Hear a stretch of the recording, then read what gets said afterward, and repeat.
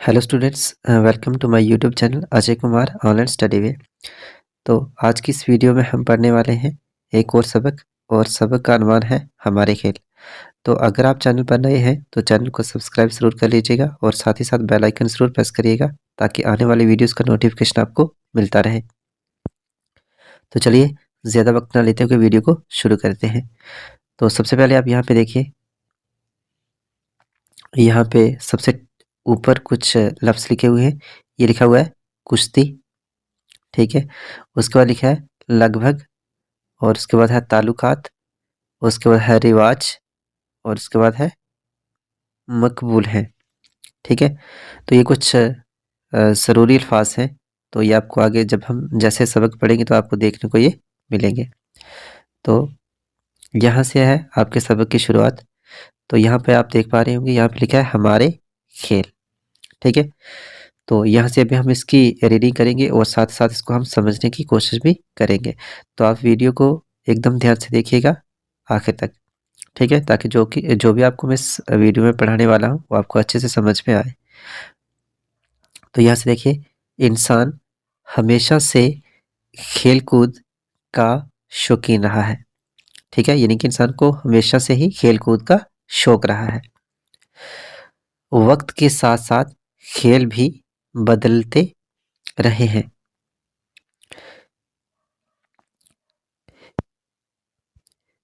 शुरू शुरू में इंसान जंगलों में रहता था। उसकी गुजर बसर जंगली फलों और जानवरों के शिकार पर थी। उस ज़माने में वो तीर से जानवरों का शिकार करता था। तीर अंदाजी उसका खेल था। जैसे जैसे इंसान की ज़िंदगी में तब्दीलियाँ यानी चेंजिंग आती गई, खेल भी बदलते गए, ठीक है। तो यहाँ पर हमें क्या बताया जा रहा है कि इंसान को शुरू से ही खेलने का बहुत ज़्यादा शौक था, लेकिन जैसे जैसे वक्त गुजरता गया वैसे वैसे खेल भी बदलते रहे। और शुरू में इंसान कहाँ पे रहता था? जंगलों में रहता था, और उसकी जो ज़िंदगी थी वो कहाँ पे गुजरती थी? जंगलों में गुजरती थी। और जंगलों में वो फल वगैरह खाकर या फिर जानवरों का शिकार वगैरह करके अपनी जो ज़िंदगी थी उसको बसर करता था, ठीक है। और तीरंदाज़ी इसका खेल था, यानी कि जब वो जानवरों का शिकार करता था तो वो तीरंदाज़ी के ज़रिए ही करता था और वही इसको खेल समझता था। जैसे-जैसे इंसानों की ज़िंदगी में तब्दीलियाँ आती गई, यानी कि उनकी ज़िंदगी में बदलाव आते गए, खेल भी बदलते गए, ठीक है। यानी कि जैसे-जैसे वक़्त गुज़रता गया वैसे भी जो खेल थे वो बदलते गए। तो आगे देखिए, हमारे मुल्क में भी खेलों का रिवाज हमेशा से रहा है। हमारे यहाँ पहले कुश्ती, कबड्डी, ठीक है, और गुल्ली-डंडा जैसे खेलों का रिवाज था। कुश्ती के मुकाबले होते थे, एक पहलवान दूसरे पहलवान को पछाड़ने की कोशिश करता था, यानी कि हराने की कोशिश करता था। कबड्डी और गुल्ली-डंडे में 2 टीमों के। तो यहाँ पर हमने ये पढ़ा कि हमारा जो मुल्क है उसमें शुरू से ही खेलों का रिवाज रहा है। हमारे यहाँ पहले क्या होता था? कुश्ती, कबड्डी और गुल्ली-डंडा जैसे खेलों का रिवाज था। तो कुश्ती आप अभी भी देख सकते हैं, अपने आस-पास में आपको मिल जाएगी। कुश्ती अभी भी होती है, कबड्डी अभी भी खेली जाती है, और गुल्ली-डंडा जो है इसका जो रिवाज है वो काफ़ी ज़्यादा कम हो चुका है। आगे देखिए, दरमियान मुकाबला होता था, यानी कि जब कुश्ती होती थी तो 2 पहलवानों के बीच में मुकाबला होता था। ये खेल हमारे मुल्क में आज भी कहीं-कहीं खेले जाते हैं। दूसरे मुल्कों से हमारे ताल्लुकात बढ़े, ठीक है, यानी रिलेशंस बढ़े, ताल्लुकात यानी रिलेशंस बढ़े, तो वहाँ के बहुत से खेल हमारे यहाँ खेले जाने लगे, ठीक है। रिलेशंस को हम हिंदी में कहते हैं या फिर ताल्लुकात को हम हिंदी में कहते हैं संबंध। आगे देखिए, इनमें से कुछ खेल बहुत मकबूल हैं यानी मशहूर हैं, जैसे क्रिकेट, हॉकी, फुटबॉल, वॉलीबॉल और टेनिस वगैरह। ये तमाम खेलें जो हैं वो हमारे हिंदुस्तान में खेली जाती हैं। हॉकी में तो लगभग 30 साल तक कोई मुल्क हमसे नहीं जीत सका, और आज भी हमारी हॉकी टीम दुनिया की मशहूर टीमों में से एक है। क्रिकेट में भी हमने बहुत नाम पैदा किया है। हमारी टीम ने 1983 ईस्वी में क्रिकेट का आलमी कप जीता था। आलमी कप कहते हैं जो नेशनल कप होता है, ठीक है। टेनिस में टेनिस में हैदराबाद की जवां साल खिलाड़ी सानिया मिर्जा ने हिंदुस्तान का नाम दुनिया भर में रोशन कर दिया।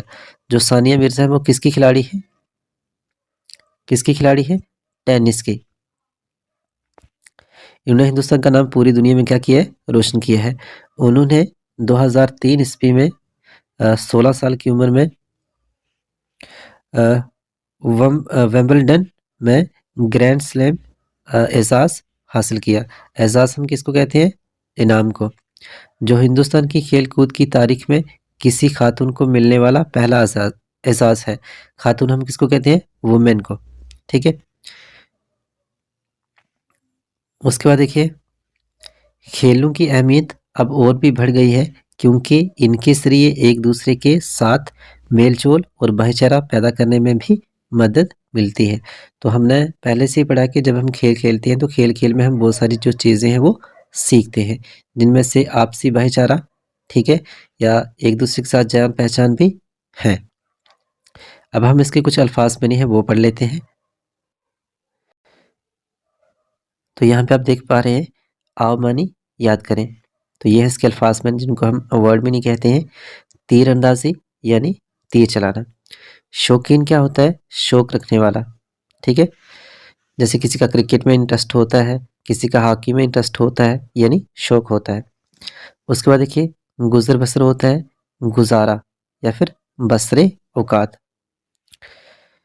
उसके बाद है रिवाज, और रिवाज का मतलब होता है चलन या फिर रस्म।